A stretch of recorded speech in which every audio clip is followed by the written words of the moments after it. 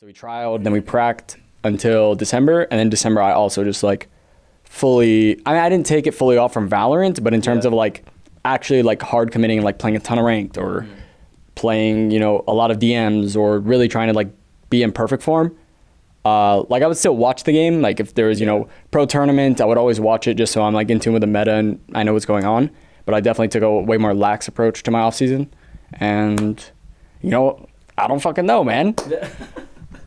I'm still ass. Hey everyone, Sage2 in here. I am here with Sentinel's duelist, Narrate.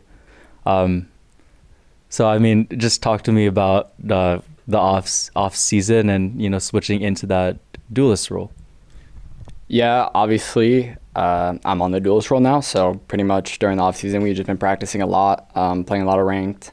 Trying to get used to the duelist role. So far it's not looking good, but it'll look good eventually. We have a lot of trust in each other in the team as well. So, no matter what, we're gonna win the games. It doesn't matter if I perform or I don't. But yeah. Yeah, kickoff's always rough, huh? It's No, this kickoff tournament, I don't know. Like the first kickoff I played, I won, and then after that, I don't know. This tournament's just whooping my ass. But yeah, the off season in general, just like overall, just been focusing on taking some time off the game, of course, since I had a really long season last season. We went to every international. So yeah, first focus was like take some time off, reset mental, and now we're back into things, and the grind has started again. Yeah. So we're just getting back into it. Yeah, I actually wanted to ask you specifically because our first interview together back in VCT Kickoff is one of the ones I remember the most. Primarily because of the way that you went about your off season with things. So then what were some of the differences that you did this year? Could you talk about how long you took your break, and then what were some of the things that you did that you maybe wanted to take care of before things started getting busy? Yeah, I would say like my off season in between when I was on KC and then when I joined SEN was pretty aggressive. I streamed every single day, all of champs matches, and they were all at like 1 a.m. or they started at like 4 a.m. my time and 7 a.m. and I just stayed up all night watching those, playing tons of ranked. And then obviously I had trials, practice, everything like literally just back to back to back. And that's right after I just finished my season, so I didn't really have time to like actually chill. And we had like tournaments in December, and then kickoff started like second week of January. So I didn't really have time to like take a break, and I never did. And I didn't realize I was like kind of slowly like being more tired. I wouldn't want to play as much. I like kind of like had less desire to play, and which is fine for me because like obviously I play Scrims like, and I'm fine. Yeah. But I think I just had like less fire in me. And then this off season, I just pretty much, I knew that like I needed to not do anything just based on my previous experience. So I would say from like after we were eliminated at champs until we started trials again, I didn't play the game at all. And then, after trials and prac, so we trialed, then we pracked until December. And then December, I also just like fully, I didn't take it fully off from Valorant, but in terms of like actually like hard committing, like playing a ton of ranked or playing, a lot of DMs or really trying to like be in perfect form. Like I would still watch the game. Like if there was, pro tournament, I would always watch it just so I'm like in tune with the meta and I know what's going on. But I definitely took a way more lax approach to my off season. And, I don't fucking know, man. I'm still ass. Yeah, it's so interesting because it's like, I had a feeling that you would go about the off season this time around just completely different because honestly, like it was tough watching you mentally, just like on last year. But then hearing you just talk about like, damn, I'm past this kickoff. It's like, fuck, dude, what do you do? It's just slow start, I guess, huh? Yeah, definitely a slow start. In terms of like scrims and stuff, I'm definitely performing infinitely better in scrims than I am in matches. So right now I'm just the biggest scrimmer in North America. So yeah, I'll take that title. Yeah, you eventually get there. That's kind of what you did last year. Yeah. Slowly scale. Is it like a stage thing, or like, do you have any idea of what it could be? To be honest, I don't think it's like a stage thing or like an in-game, or not an in-game thing.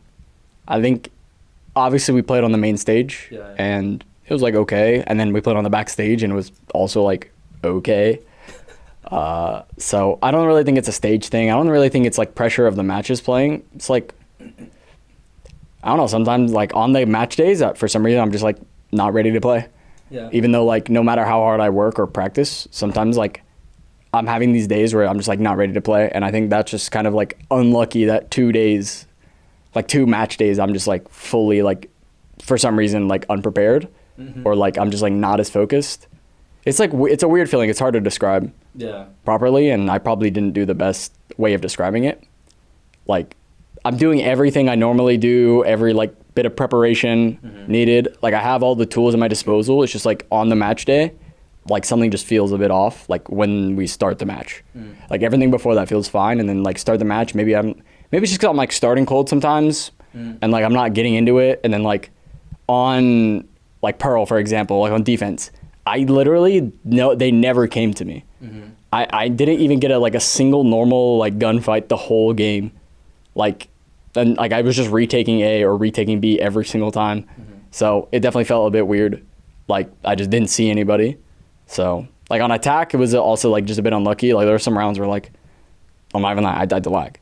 Like I died to lag. I press my refract button and I don't refract for some reason. Like I see it happen, but then I just die anyway and I'm like confused. It's LAN. Surely that refract works. Yeah. But I mean, to be honest, like there was a lot of unlucky moments where I'm just dying and stupid. Like there's like a retake on A where this guy jumping Buckies tries to kill Caillou and kills us both like collateral with the Bucky.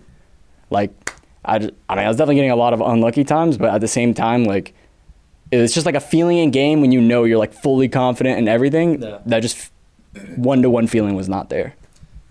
That confident feeling, was that something that you felt in stage 2 in 2025? Because I feel like that stage is like when you really became like the N4RRATE that we saw in K-Corp. Yeah, I mean, there were definitely like spurts throughout each like part of the year. Like middle of stage 1, like after we lost to Crew, like after that I was playing like really well, like insanely well. Like against, what did we play? EG. I mean, we played not great teams like EG, 2G, and then we also played Loud. But like in all 3 of those games, I played like insanely well. Yeah. And then playoffs, it was like a bit down, but against MIBR it was really good. And it was just like kind of iffy. And then same thing in like Toronto. Like the very start of Toronto wasn't good, but then like as like playoffs started happening, it was just like better and better. And then in EWC, I was really, really good in EWC. Like my form in EWC was insane. And I was like full confident in everything. And then stage 2 as well. Like the start of stage 2, I was just full confident in everything. And I was just playing really good, like throughout the whole stage. And then as playoffs came, to be honest, I was like sick, like for like a month and a half, like once playoffs started until like the end of champs. I was like really sick. Oh. So you were sick during champs? Yeah, I was sick during champs and I was sick like in the playoffs, like as well, which it was kind of hard to deal with. Like I got sick at every single international, I'm pretty sure. I got sick at Toronto, champs. I'm pretty sure we were sick at EWC, but maybe not. I don't remember. I was sick coming into kickoff as well. I mean, it's not an excuse, but like I've gotten sick more times in like the past like 8 months than I have probably ever gotten in my entire life. So it's a bit weird to deal with. I was sick at like what was SEN Invitational, like the December tournament. Well, you had 2, like, but yeah, we had 2, but the December one. I was sick there. I'm like just catching every sickness, so it is kind of weird. But yeah, so like the start of this season, you know, hopefully eventually at some point I can reach, you know, that type of form and be able to perform at the level I know I can and that I am performing in scrims and stuff. You know, it just comes with like a lot of trust between like my team and I and just like purely just building confidence in the server. Yeah, I mean, that's interesting. I guess on the topic of health, I know specifically like the sports psychologist aspect was something that really helped you on K-Corp. What's that like for you, just having someone in SEN for that again? Obviously, like performance coach, you know, however you take it, it's not like performance coaches don't help you unless you like let them help you. Yeah. You know? And we haven't had a lot of time to work with our Sentinels performance coach because it's only been like we've only been together for like 2 weeks versus when kickoff started in EU, we had a performance coach since like November, December, and then that kickoff started in February. So we had a lot of time to work with him, and I think that helped me a lot. And then obviously we're just starting to get to work with our new performance coach. And and we just gotta see how things go. Additionally, I also wanted to ask you, because I know last season you were implementing some different routines outside of just the actual game itself. Yeah. Like, I think you started doing working out or like cardio. Were you more cardio focused? Like, how's that going? It was both. I would say at the start of the season it was more like weightlifting, and then as it went on, I did more cardio because my body would just get really tired. Yeah. So I just focused on more like aerobic exercises than anaerobic. And yeah, I mean, it helps. I think definitely like clears your mind. It's good for you. Mm-hmm. Shouldn't be sitting around all day at the PC. Don't do that. Get your 10K steps. But yeah, like the thing is, like for me, like routines would work only for like a short amount of time. Like I would do certain routines and it'd be like for the next month, it'll be like really good and I'll be performing really well and everything. And then at some point it's like, I don't know, I get like not bored of the routine, but almost to like it doesn't help me as much as it did before. Yeah. So I just have to like start adding things and like doing more stuff. And that's just something I kind of learned as I was going. To be honest, there's a billion things I could do to make perfectly optimize my performance or whatever. But at some point, like I just need to play the game a ton and just really get as good as possible at the game itself. Like even if I'm like my best performance, like I need to bring up my baseline level and not like have these performances where there's like I'm not playing well, I'm not confident, and like just like be like confident enough in my game that bad performances just don't happen. Yeah. In terms of like not even just like KD or rating or whatever you want to like stat you want to pull up. Mm-hmm. In terms of like just how I feel in the server. Yeah. It's like intuitively feeling great from your play. Yeah, to be honest, I'm like a really intuitive player, and a lot of how I play is intuitively, and sometimes when I just don't feel the game, it like feels really hard to do anything. And that's just, yeah. Yeah, no, I could agree with that. I think that's something that I've always noticed about you as a player, like when we do these little interview/check-ins with stuff. So then starting closing out, just final words that you have for your fans, anything that you want to say to them, any hate words that you want to say to kick off that specific word. Oh, America's kickoff. Well, of course, shout out to all the fans, shout out to everyone who believes in us. Definitely helps a lot. And obviously the SEN fan base is, the best Valorant fan base in the world. And, we're going to keep winning for you guys, and it's going to be sick. Don't kill me yet. Like please. Don't forget, please. Don't take me out, all right, guys? I'm trying my best. Trust me. I got you next match. Awesome, Nary. Appreciate your time, man. Yeah, no problem. Good seeing you again.